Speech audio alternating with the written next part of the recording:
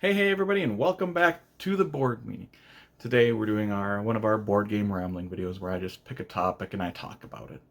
And today's topic is rating board games and how I kind of do mine and what that rating actually means.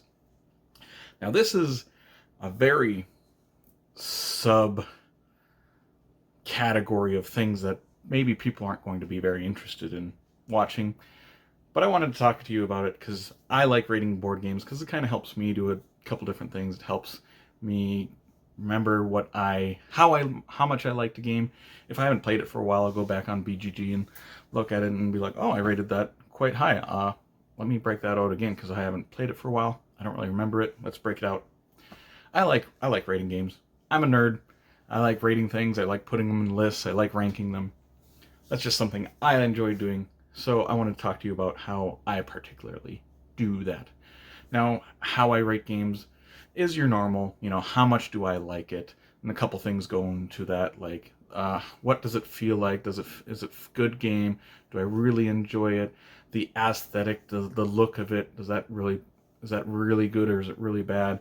The replay value. If a game doesn't have replay value, that's obviously going to hurt the rating for myself. Just your normal stuff. That's how I tend to rate the games. But let's get into the actual numbers of the things and what they actually mean. Because I do my reviews and ratings episodes. And that tends to be some of my more popular videos on this channel. And so I want to talk about what they actually mean when I say this game rates this or whatever. So let's start at the very bottom of the barrel. And that's with ones. If I rate a 1, which is very, very seldom, I actually probably only have maybe 3 or 4 games ever that I've rated a 1. One example is this game called Dude. It's this little card game, and everybody's going to be handed out cards, and there's just going to be the word Dude written on them in some way. It might be all lowercase letters, or it might be all uppercase letters with an exclamation mark, or it might be D-U-U-U-D-E. And you will go around the table saying, dude, dude, trying to get other people to guess like how your card is written. So dumb. It was enjoyable for the first 30 seconds, but that's basically unplayable. I tried it once, and my whole group, we played it we didn't even finish the game, actually. We played about half a round, and then we're like, this is actually a game, this is it. We put that away. So a game that, cost $20 and we had 30 seconds of enjoyment before we realized how dumb it was, that's almost unplayable. I'm never going to recommend that game for anyone. So yeah, 1s are just unplayable games, but it's very rare I'd ever rate a game a 1. Now I'm going to lump in some numbers 2 through 4. 2s being really, really bad games, and 4 is getting a little bit better, but these are games that I'm going to be actively dislike. I actively dislike these games.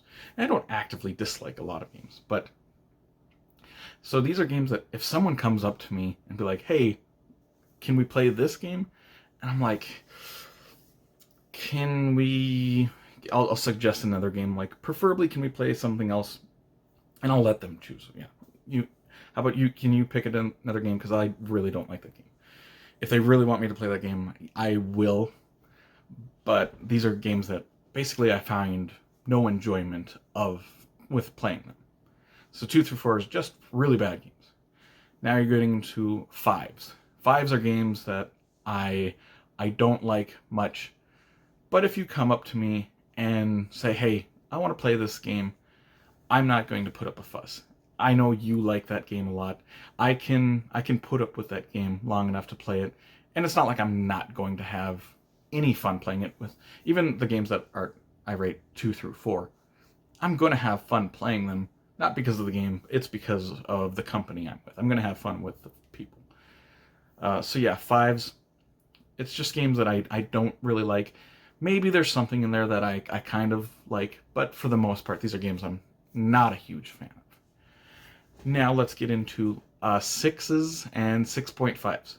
If you look at my Board Game Geek account, my average rating for games is 6.5. And a lot of times when I'm making my reviews and ratings episodes, I'll be like, oh, this gets an average rating of 6.5. And then people will be like, oh, you don't like this game? I thought it was really, really good. First of all, if it gets an average rating, I like the game because it's an average game.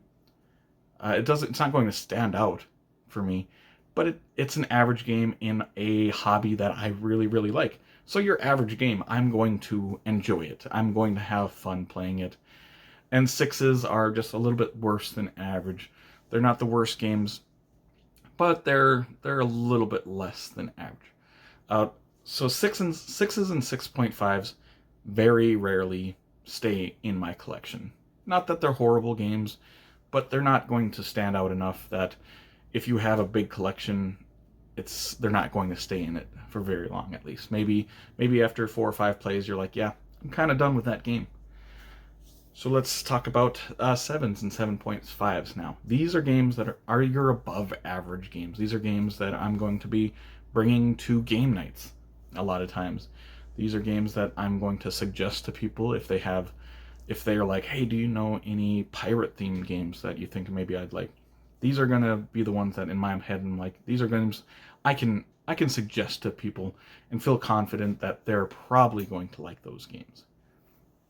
So going to 8s and 8.5s. If I give these a game, an 8 or 8.5 game, these are going to be games that are probably going to be in my top 100 games of all time. I'm a stickler. I don't give high ratings a ton out, but 8s and 8.5s, these are games I really, really love. These are ones that are the cream of the crop of my collection. Most of the games in my collection I would probably rate an 8 to 8.5. Those are going to be games that stay in the collection and are going to be broken out pretty regularly. And we go into 9s, 9.5s, 10s. Anything that I rate a 9 or higher easily is in my top 50 games of all time. Probably my top 30 games of all time, more likely. 9s, 9.5s, those are up there. These are the games I'm going to want to talk to people about all the time. These are going to be games that are going to be making top 10s regularly.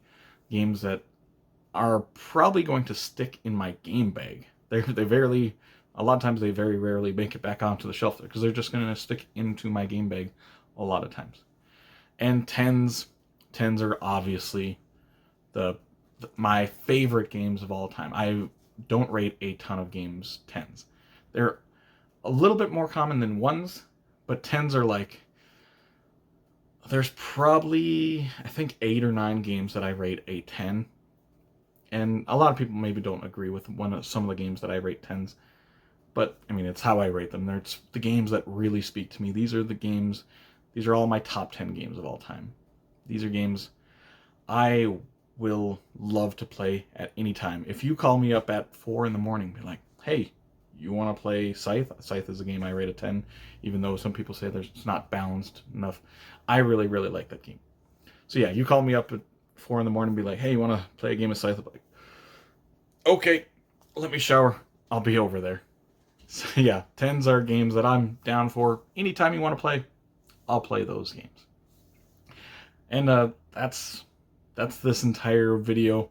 Now it's kind of a strange video to talk about how I rate games and what that actually means, but something I wanted to talk to you about today.